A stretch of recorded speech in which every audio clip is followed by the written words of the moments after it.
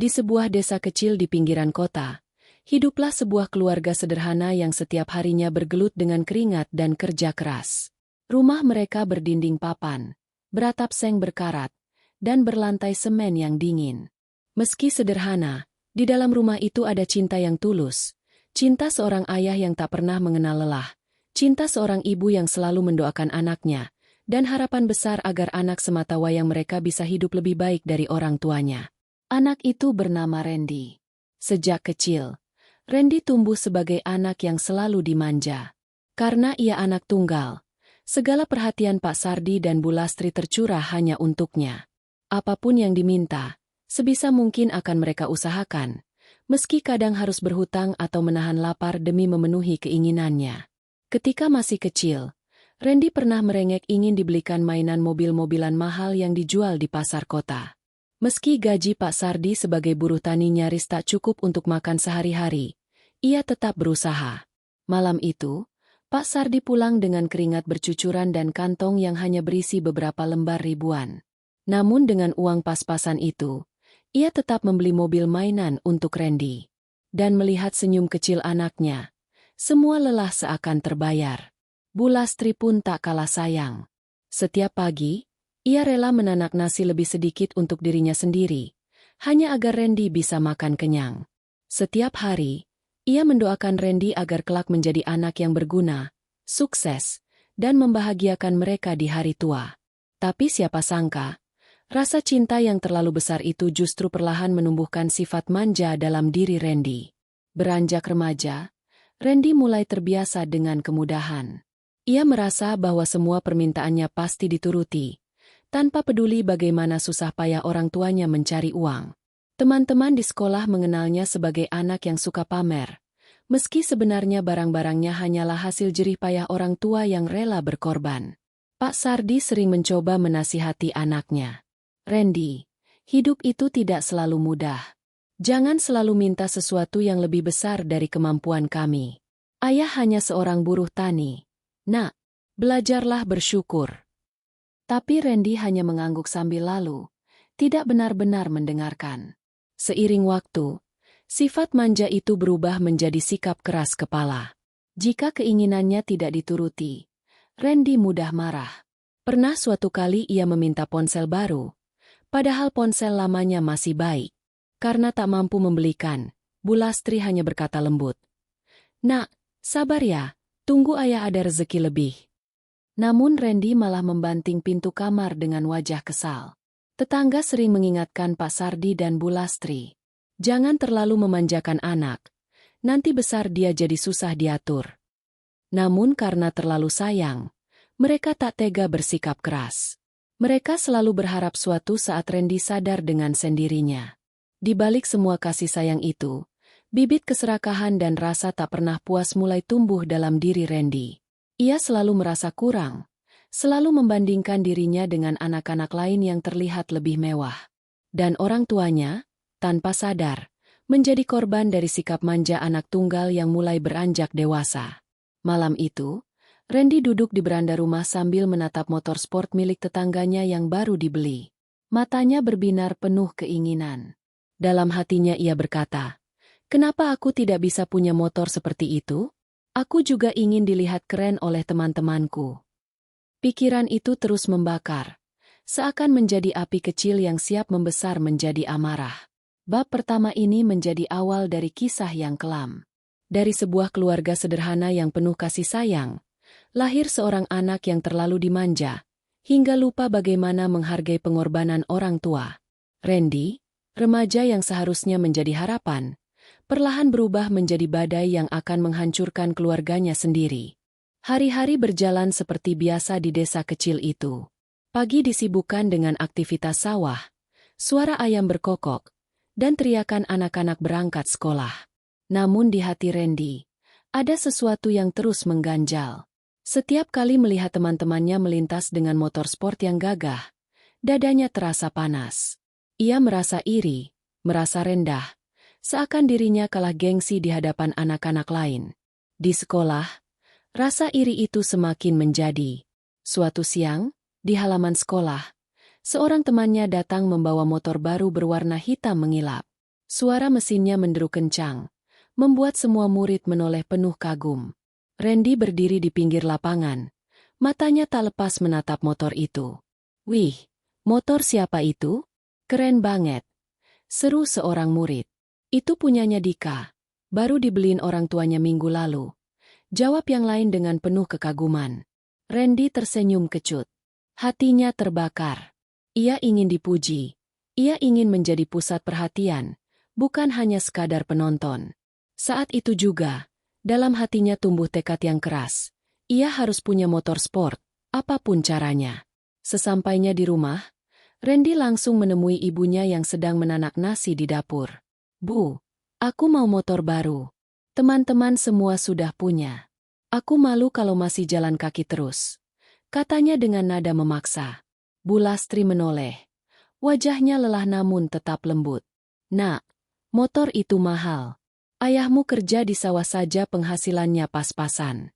Kita belum mampu membeli motor seperti itu." Jawaban itu langsung membuat wajah Randy berubah masam. "Selalu saja begitu, Bu. Teman-temanku bisa punya. Kenapa aku tidak? Apa kalian tidak sayang sama aku?" katanya dengan suara meninggi. Pak Sardi yang baru pulang dari sawah mendengar percakapan itu. Dengan keringat masih menetes di wajahnya, ia mencoba menenangkan. "Randy, dengar kata ayah. Bukan berarti kami tidak sayang. Justru karena sayang, kami tidak mau kamu kebablasan. Motor itu bukan kebutuhan utama. Fokuslah sekolah dulu." Namun nasihat itu justru membuat Randy semakin kesal. "Sekolah, sekolah, sekolah. Semua yang kalian pikirkan hanya itu. Padahal aku butuh motor biar tidak dipandang rendah orang. Kalian tidak mengerti aku." Malam itu, Randy mengurung diri di kamar. Ia terbaring di ranjang bambu dengan pikiran kacau. Suara motor yang melintas di jalan desa seakan mengejeknya.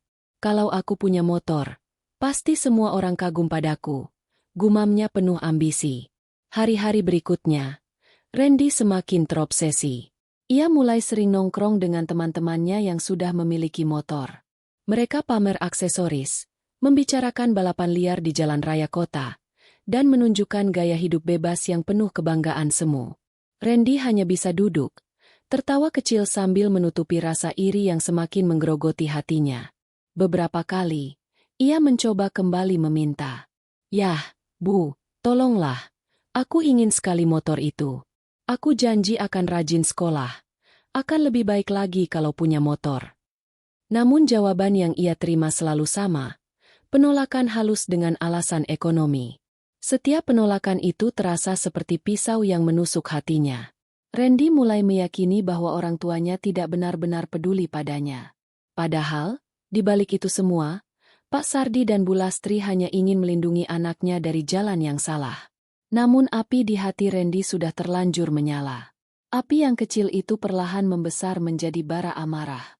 Ia mulai melawan dengan kata-kata kasar, bahkan tak segan membentak. Wajah Bu Lastri sering memerah karena menahan tangis, sementara Pak Sardi hanya bisa menghela napas panjang, berharap anaknya suatu hari bisa sadar. Tetapi Randy tak lagi peduli. Di matanya, motor adalah segalanya. Motor berarti harga diri, gengsi, dan kebanggaan. Dan ia rela melakukan apapun demi mendapatkannya. Bab kedua ini menjadi awal dari hancurnya kesabaran. Keinginan yang tak terkendali membuat Randy buta terhadap pengorbanan orang tuanya. Cinta yang tulus dari mereka seakan tertutup oleh ambisi dan gengsi duniawi yang menguasai hatinya. Hari itu, matahari bersinar terik. Desa yang biasanya tenang mendadak diramaikan suara motor anak-anak muda yang melintas ugal-ugalan. Randy berdiri di tepi jalan, menatap mereka dengan iri. Debu jalan menempel di wajahnya, tapi yang ia rasakan hanya satu, panasnya gengsi yang membakar dada. Ketika ia pulang, Bu Lastri sedang menyapu halaman rumah papan mereka. Senyum tulus terukir di wajahnya, meski tubuhnya tampak lelah. "Nak, ayo makan dulu. Ibu sudah masak sayur sederhana." Namun Randy menepis tawaran itu. "Bu, aku nggak butuh sayur. Aku butuh motor. Sampai kapan kalian tidak mengerti aku?" Suaranya meninggi, membuat Bu Lastri terkejut. Pak Sardi yang baru pulang dari sawah dengan cangkul di pundak mendekat. "Randy, sudah ayah bilang, kita belum mampu. Motor bukan hal utama. Jangan terus meminta yang tidak bisa kami berikan." Tapi kali ini, kesabaran Randy habis. Ia membanting tasnya ke lantai. Matanya menyala penuh amarah. Selalu begitu jawabannya. "Kalian tidak sayang sama aku. Kalau memang sayang, kalian pasti belikan aku motor. Teman-temanku semua punya. Cuma aku yang dipermalukan." Bu Lastri mencoba menenangkan dengan suara bergetar. "Nak, jangan berkata begitu. Kami menyayangimu. Lebih dari apapun. Kalau saja kami punya uang, tentu kami ingin membelikan. Tapi keadaan kita tidak memungkinkan." Namun kata-kata lembut itu justru membuat Randy semakin meledak. Ia menuding ibunya dengan jari gemetar. "Cukup, Bu. Jangan alasan terus. Aku capek hidup miskin. Aku benci hidup seperti ini." Air mata Bu Lastri jatuh tanpa bisa ditahan. Ia terdiam. Hatinya remuk mendengar kata-kata dari anak yang ia besarkan dengan penuh cinta. Pak Sardi mengepalkan tangan, menahan amarah yang membuncah. Suaranya berat ketika berkata, "Randy, jangan kurang ajar. Itu ibumu. Ingat, surga ada di telapak kaki ibu." Namun Randy sudah dikuasai egonya. "Surga? Apa gunanya surga kalau aku setiap hari dihina teman-temanku? Aku ingin motor. Yah, kalau kalian tidak bisa belikan, jangan salahkan aku kalau nanti aku cari jalan sendiri." Tetangga yang lewat sempat berhenti, memperhatikan keributan itu. Mereka berbisik-bisik. Wajah mereka penuh keprihatinan. "Anak itu benar-benar sudah kebablasan," ujar salah satu warga dengan gelengan kepala. Suasana semakin panas. Randy masuk rumah, membanting pintu kamar dengan keras. Getaran pintu membuat dinding papan berderit, seakan ikut menahan beban amarah yang memuncak. Dari dalam kamar, terdengar suara barang-barang dilempar, membuat Bu Lastri semakin menangis terseduh. Pak Sardi duduk di kursi tua, menatap lantai dengan mata merah. Hatinya hancur. Ia sudah berusaha keras membesarkan anaknya dengan kasih sayang, tapi yang ia dapat hanyalah bentakan dan tuduhan bahwa mereka tidak sayang. "Ya Allah, di mana salahku mendidik anak ini?" gumamnya lirih. Malam itu, Randy keluar dari kamar dengan wajah dingin. Ia menatap orang tuanya yang masih duduk murung. "Kalau besok aku belum punya motor, jangan salahkan aku kalau aku bertindak. Aku serius," katanya dengan suara dingin yang membuat bulu kuduk berdiri. Pak Sardi menatap anaknya dengan sorot mata tajam, tapi ia hanya bisa menghela napas berat. "Nak, jangan main-main dengan kata-kata itu. Jangan sampai penyesalan datang terlambat." Namun Randy tidak peduli. Ia melangkah keluar, menuju gelapnya malam desa. Suara langkah kakinya menggema di jalan setapak, meninggalkan rumah yang kini penuh tangisan dan doa. Bab ketiga ini menandai awal dari kehancuran besar. Amarah yang meledak, kata-kata durhaka, dan ancaman yang keluar dari mulut seorang anak menjadi tanda bahwa tragedi sudah menunggu di depan mata. Malam itu desa tampak lengang. Angin bertiup kencang dari arah sawah, membuat pepohonan pisang bergoyang. Dedaunannya menimbulkan suara gesekan yang menambah kesunyian. Di rumah papan yang sudah rapuh itu, suasana tegang masih terasa. Bu Lastri duduk di ruang tengah. Wajahnya sembab karena terlalu banyak menangis. Pak Sardi terlelap sebentar di kursi kayu. Tubuhnya letih setelah seharian bekerja di sawah. Sementara itu, di kamarnya, Randy duduk gelisah. Ia tak bisa tidur. Bayangan motor sport berwarna hitam yang pernah ia lihat terus menari-nari di kepalanya. Suara teman-temannya yang menertawakannya karena tak punya motor seakan menggema di telinganya. Semakin lama, semakin membuat darahnya mendidih. Kalau mereka benar-benar sayang sama aku, pasti motor itu sudah ada di garasi. Tapi nyatanya, mereka hanya alasan, dan alasan. Gumamnya sambil mengepalkan tangan. Dalam kegelapan kamar, matanya tertuju pada sebuah korek api yang tergeletak di meja. Ia mengambilnya, menyalakan, lalu memandangi nyala kecil itu dengan tatapan kosong. Api kecil di ujung korek tampak menari, seolah memanggilnya untuk melakukan sesuatu yang gila. Randy tersenyum miring. Kalau rumah ini tidak ada, mungkin mereka akan sadar betapa pentingnya aku. Mereka akan menyesal, dan mungkin akhirnya mereka akan menurutiku. Pikiran itu terdengar konyol, tapi bagi Randy yang sedang dikuasai amarah, ide itu terasa masuk akal. Ia melangkah keluar kamar perlahan, memastikan orang tuanya tertidur. Bu Lastri masih duduk di ruang tengah, tapi kepalanya terkulai, tertidur karena terlalu letih menangis. Pak Sardi tertidur di kursi kayu, napasnya berat. Randy berjalan ke dapur. Dapur itu sederhana, hanya ada kompor minyak, beberapa panci berkarat, dan tumpukan kayu bakar. Ia meraih segenggam kain bekas yang kering, menyulutnya dengan korek api. Api kecil menyala. Awalnya redup, lalu merambat dengan cepat. Randy meletakkan kain itu di tumpukan kayu bakar, lalu mundur selangkah, menatap dengan mata liar. Dalam hitungan menit, api mulai membesar.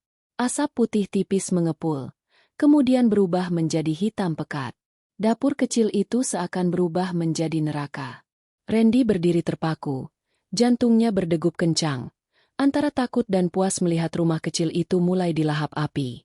Namun ia tidak berhenti. Dengan nekat, ia membuka wadah minyak tanah yang biasa dipakai ibunya untuk kompor, lalu menumpahkannya ke lantai. Api langsung menyambar dengan cepat. Lidah-lidah api menjilat dinding papan, merambat ke atap seng. Biarlah hancur semua. Biar mereka tahu rasanya menolak kemauanku, teriak Randy dalam hati, meski wajahnya kini pucat melihat api semakin besar. Tak lama, Bu Lastri terbangun oleh bau asap. Ia tersedak. Matanya terbelalak melihat kobaran api dari arah dapur. Ya Allah! Api! Sardi! Bangun!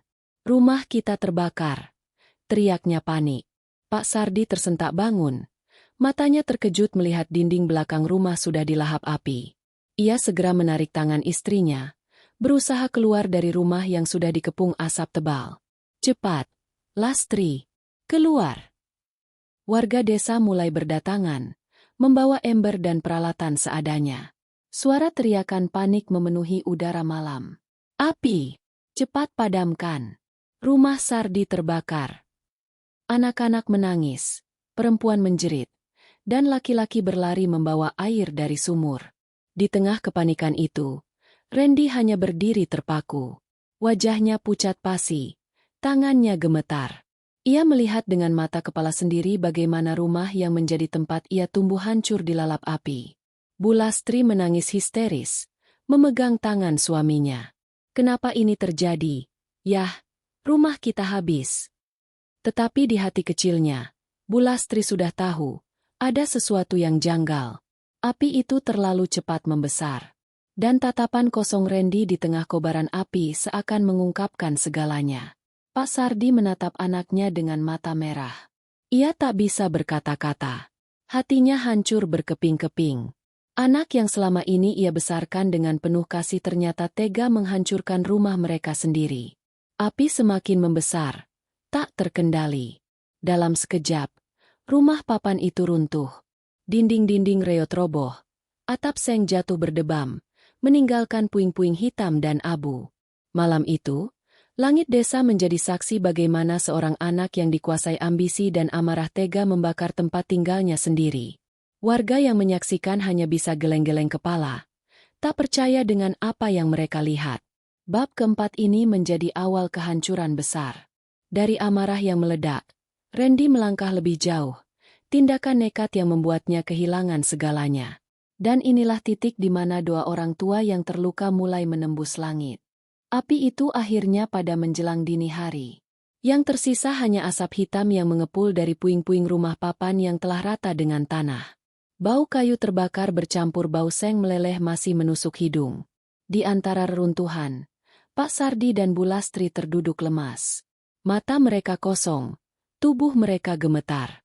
Rumah yang mereka bangun dengan keringat, sedikit demi sedikit selama bertahun-tahun, kini hilang dalam sekejap. Bu Lastri menangis terseduh, wajahnya dipenuhi debu dan air mata. Ya Allah, mengapa engkau uji kami begini? Rumah kami habis, semua kenangan kami lenyap, ucapnya dengan suara parau. Tangannya meraba tanah yang hangus, seakan masih berharap menemukan sisa-sisa yang bisa diselamatkan. Pak Sardi mencoba tegar, meski hatinya terasa hancur berkeping-keping. Ia menatap puing-puing itu, lalu menoleh ke arah anaknya. Tatapannya tajam, penuh luka yang sulit diungkapkan. Ia tahu betul, api itu bukan kecelakaan. Ia tahu, ada tangan Randy yang menyalakan percikan hingga rumah itu menjadi abu. Randy. Suara Pak Sardi berat dan serak. Katakan, ini ulahmu, kan? Randy berdiri tak jauh dari mereka. Wajahnya pucat, keringat dingin membasahi pelipisnya. Ia tak mampu menjawab. Bibirnya bergetar, matanya menghindar. Namun diamnya adalah jawaban paling jelas. Warga yang berkumpul mulai bergumam. Bisik-bisik terdengar dari berbagai arah. Benar kata orang, anak itu sudah kebablasan. Durhaka sekali, tega membakar rumah orang tua sendiri. Astagfirullah, semoga kita dijauhkan dari anak seperti itu. Gunjingan itu menusuk telinga Pak Sardi dan Bu Lastri lebih dalam daripada api yang melahap rumah mereka. Malu bercampur sakit hati menghantam jiwa mereka. Mereka bukan hanya kehilangan tempat tinggal, tapi juga kehilangan kehormatan di mata tetangga. Bu Lastri menutup wajahnya dengan kedua tangan, menangis semakin keras. Apa salahku, yah? Apa salah kita mendidiknya? Mengapa anak yang kita besarkan dengan kasih tega melakukan ini? Pak Sardi menatap langit yang mulai memucat di sapu cahaya fajar. Mungkin ini cobaan dari Allah. Mungkin kita terlalu memanjakan dia, sampai dia lupa pada kita. Suaranya bergetar, menahan emosi yang meledak di dadanya. Randy mencoba berbicara. Aku ingin kalian mengerti aku. Tetapi kalimat itu justru membuat semua orang semakin marah. Seorang bapak tua, tetangga mereka, maju dengan wajah geram. Mengerti apa, Randy? Orang tuamu sudah bekerja keras siang malam demi kamu. Tapi kamu balas dengan api? Durhaka betul kamu ini. Suaranya lantang, membuat warga lain mengangguk setuju. Randy terdiam. Jantungnya berdegup kencang. Untuk pertama kalinya, ia merasakan tatapan kebencian dari orang-orang di sekitarnya. Bukan tatapan kagum yang ia dambakan, melainkan tatapan hinaan, tatapan yang membuatnya ingin lari sejauh mungkin. Pak Sardi akhirnya berdiri, tubuhnya masih goyah. Ia menatap anaknya dengan mata merah. Mulai malam ini, kau bukan lagi kebanggaan kami, Randy. Kau telah menghancurkan rumah ini, juga hati kami. Apapun yang kau kejar, ingatlah, doa orang tua yang tersakiti akan sampai ke langit. Ucapan itu membuat Bu Lastri semakin terseduh. Ia memeluk suaminya erat-erat, mencari kekuatan dari pundak lelaki yang selalu menjadi sandarannya. Warga mulai bubar perlahan, tapi bisikan mereka masih menggema di telinga keluarga itu. Malam yang penuh api telah berganti pagi, namun luka di hati mereka takkan hilang. Randy berdiri mematung. Ia ingin membela diri, tapi kata-kata tertelan di tenggorokan. Malu dan takut bercampur aduk. Ia tahu, ia sudah melampaui batas. Dan sejak malam itu, hubungannya dengan orang tuanya tak lagi sama. Bab kelima ini menjadi titik terendah keluarga itu. Kehilangan rumah, kehilangan harga diri, dan kehilangan harapan. Semua karena satu anak yang dikuasai ambisi dan kemarahan. Sejak malam kebakaran itu, rumah keluarga Pak Sardi tinggal puing hitam yang berasap. Pak Sardi dan Bu Lastri terpaksa menumpang di rumah kerabat jauh. Namun luka batin mereka jauh lebih besar daripada luka kehilangan rumah. Setiap tatapan warga terasa menusuk. Setiap bisikan seakan mengutuk. Mereka jadi bahan pembicaraan, bukan karena kebaikan, melainkan karena anak mereka yang durhaka. Sementara itu, Randy semakin merasa terpojok. Ia tak tahan menghadapi tatapan warga desa yang penuh cemooh. Pagi-pagi ia memilih pergi, meninggalkan orang tuanya yang masih menangis di reruntuhan rumah. Langkah kakinya berat, tapi hatinya dipenuhi ego.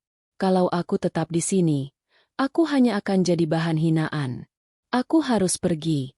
Aku harus buktikan kalau aku bisa hidup keren tanpa mereka. Hari-hari berikutnya, Randy mulai jarang pulang. Ia lebih sering nongkrong di kota, di warung kopi pinggir jalan, bersama anak-anak muda yang suka motor.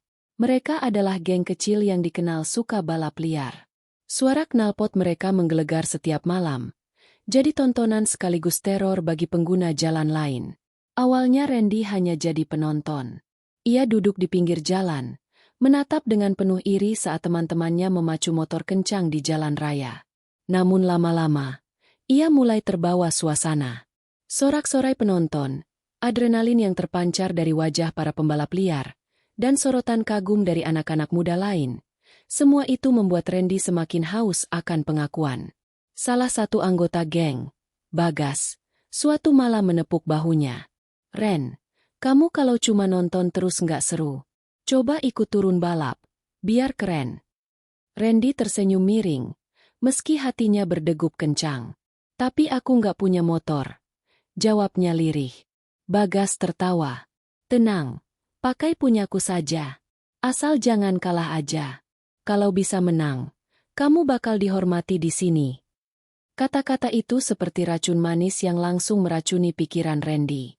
Ia merasa ini kesempatan emas. Kalau aku menang, semua orang akan melihatku. Aku akan dihargai. Aku akan dianggap jagoan. Ego yang dulu membuatnya membakar rumah, kini mendorongnya semakin jauh ke jurang. Malam-malam berikutnya, Randy semakin larut dalam dunia geng motor. Ia belajar teknik balapan, mencoba memacu motor pinjaman, dan menikmati tatapan orang-orang yang menyaksikannya. Ia merasa hidupnya lebih berharga saat berada di atas motor, meski sebenarnya ia hanya meminjam kebanggaan orang lain. Pak Sardi beberapa kali mencoba mencari anaknya. Ia datang ke kota, berharap bisa membujuk Randy pulang. "Nak, pulanglah. Jangan bergaul dengan orang-orang itu. Hidupmu bisa hancur." Namun Randy menepis, bahkan berani membentak ayahnya di depan teman-temannya. "Ayah nggak usah ikut campur. Aku tahu apa yang aku lakukan. Aku nggak mau jadi orang miskin terus." Kata-kata itu membuat Pak Sardi hanya bisa pulang dengan hati hancur. Bu Lastri menangis setiap malam, memeluk sajadah lusuhnya sambil berdoa. "Ya Allah, bukakan hati anakku. Jangan biarkan dia semakin jauh dari jalan MU." Namun doa itu seolah tenggelam di hiruk-pikuk deruk knalpot dan sorakan balapan liar. Randy semakin tenggelam. Ia merasa menemukan dunia baru, meski sebenarnya ia sedang berjalan menuju kehancuran. Malam demi malam ia habiskan di jalanan. Semakin sering ia ikut balapan, semakin tinggi pula kepercayaan dirinya.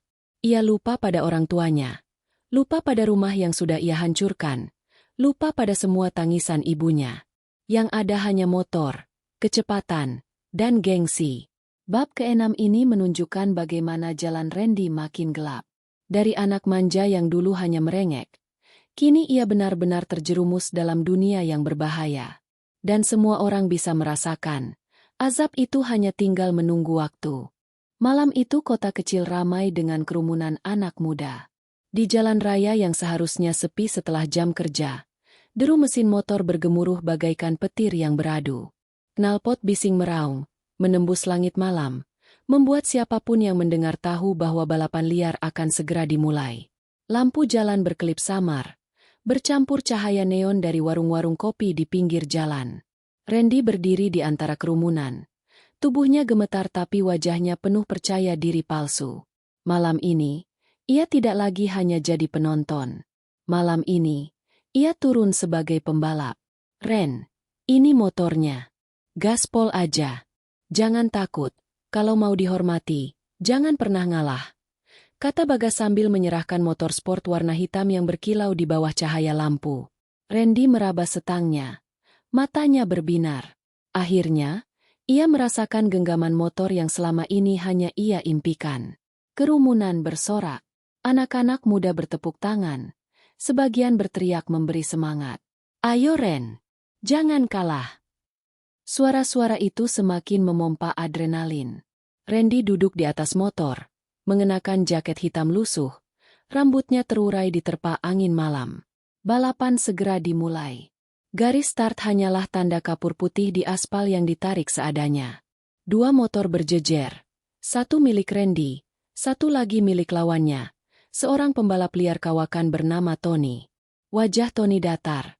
Matanya tajam menatap lurus ke depan.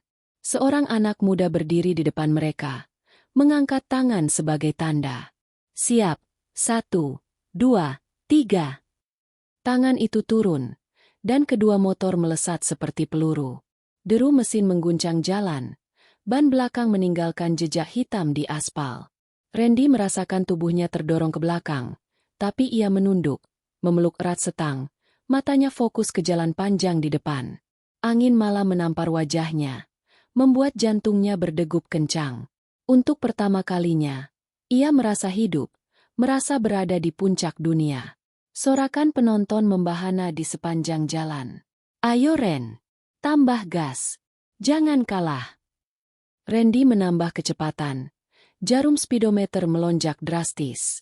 Motor yang ia tunggangi melesat, mendekati lawannya. Namun jalan raya bukanlah lintasan balap. Dari kejauhan, lampu besar menyilaukan muncul mendekat. Sebuah bus malam melaju kencang dari arah berlawanan. Penonton di pinggir jalan mulai panik. Bus! Ada bus! Teriak seseorang. Tony, lawan Randy, dengan cepat mengurangi kecepatan dan menepi. Tapi Randy tidak mau kalah. Kepalanya dipenuhi ambisi, gengsi, dan hasrat untuk menang. Ia menambah gas. Motor meraung semakin keras. Aku harus menang. Aku harus tunjukkan siapa aku. Semakin dekat, suara klakson bus meraung panjang, menembus telinga semua orang. Lampu sorotnya menyilaukan, membuat mata Randy berkedip panik. Tangannya goyah, tapi ia masih memaksa menambah kecepatan. Detik-detik itu terasa lambat. Penonton di pinggir jalan berteriak histeris. Ada yang menutup mata, ada yang berlari mundur. Jantung Randy berdegup kencang, keringat dingin bercucuran. Ia sadar, ia tidak lagi bisa mengendalikan motor. Ban depan goyah menghantam lubang kecil di jalan, membuat setang bergetar hebat. Tidak, jangan sekarang, teriaknya. Tapi semuanya sudah terlambat. Dalam sekejap, suara benturan keras mengguncang malam. Braa! Tubuh Randy terpental tinggi ke udara. Motor yang ia kendarai hancur berkeping-keping di bawah roda bus.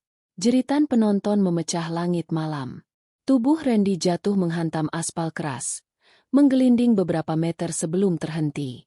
Darah mulai mengalir membasahi jalan. Bus berhenti mendadak. Sopir dan penumpang berteriak panik. Suasana yang tadi penuh sorak-sorai mendadak berubah menjadi lautan histeris. Di kejauhan, Bagas menutup wajahnya dengan tangan, tubuhnya gemetar. Astagfirullah, Randy, bisiknya. Penonton lain berlari mendekat. Tapi tak ada yang berani menyentuh tubuh yang kini tergeletak kaku di tengah jalan. Malam itu, adrenalin berubah jadi tangisan. Kemenangan yang dikejar Randy berakhir dengan maut yang menjemputnya. Dan semua orang yang menyaksikan tahu, itu bukan sekadar kecelakaan. Itu adalah balasan dari doa orang tua yang tersakiti. Doa yang tak pernah terhijab oleh langit. Suara histeris masih menggema di jalan raya malam itu. Lampu bus yang berhenti mendadak menyoroti tubuh Randy yang tergeletak kaku di aspal. Darah mengalir dari kepalanya, membentuk genangan merah yang membuat siapapun yang melihat bergidik. Motor sport yang ia pinjam hancur tak berbentuk. Serpihannya berserakan ke segala arah. Warga yang tadi bersorak kini diam membeku. Ada yang menutup mulut. Ada yang memalingkan wajah tak sanggup menatap. Beberapa pemuda yang biasanya bangga ikut balapan liar kini menunduk. Wajah mereka pucat. Seolah sadar bahwa malam itu mereka melihat maut dengan mata kepala sendiri. Tak lama kemudian, kabar buruk itu sampai ke telinga Pak Sardi dan Bu Lastri.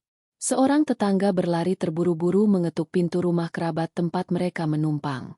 Nafasnya tersengal ketika berkata, "Pak Sardi, Bu Lastri, Randy kecelakaan. Dia ditabrak bus saat balapan." Bu Lastri terjatuh seketika. Tubuhnya gemetar. Tangisnya pecah. "Ya Allah! Anakku! Anakku!" Pak Sardi bergegas bangkit. Wajahnya pucat, Langkahnya goyah, namun ia tetap memaksa berlari menuju jalan raya dengan hati yang hancur. Ketika mereka sampai di tempat kejadian, pemandangan itu menampar hati mereka lebih keras daripada apapun. Tubuh anak sematawayang mereka terbaring di atas aspal, tak lagi bergerak. Wajahnya yang dulu mereka rawat dengan penuh kasih kini pucat pasi, penuh luka. Bu Lastri menjerit, memeluk tubuh anaknya yang sudah dingin. "Randy, bangun, nak, jangan tinggalkan ibu." Tangisnya meraung, menggetarkan siapapun yang mendengar. Pak Sardi hanya bisa berdiri kaku.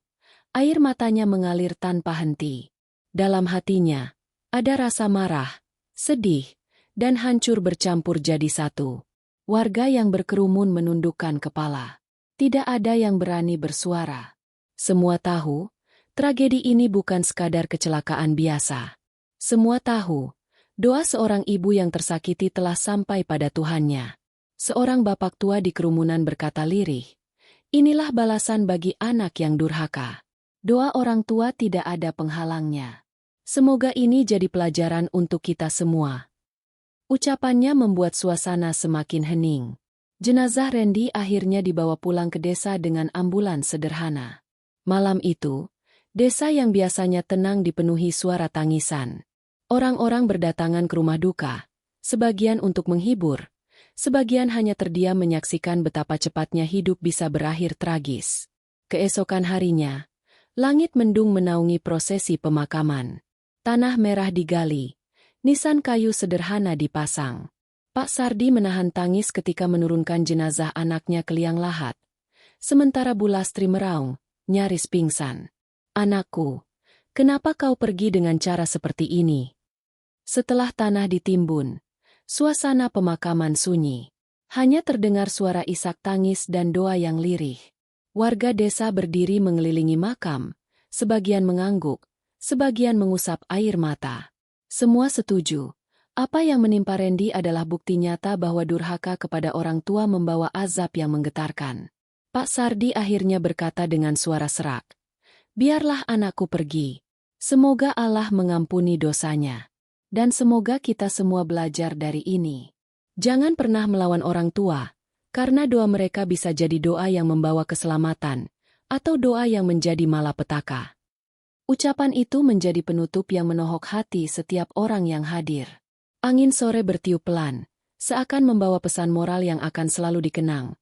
Cinta orang tua adalah anugerah, tapi durhaka pada mereka hanya akan membawa kehancuran. Malam itu, kisah Randy menjadi perbincangan seluruh desa. Bukan lagi sebagai remaja yang ingin terlihat hebat, tapi sebagai anak yang durhaka, yang akhirnya tumbang di jalan karena ambisi dan gengsi. Dan kisah ini akan selalu hidup, sebagai pengingat bahwa doa orang tua tak pernah terhijab, dan azab bisa datang kapan saja, tanpa ampun.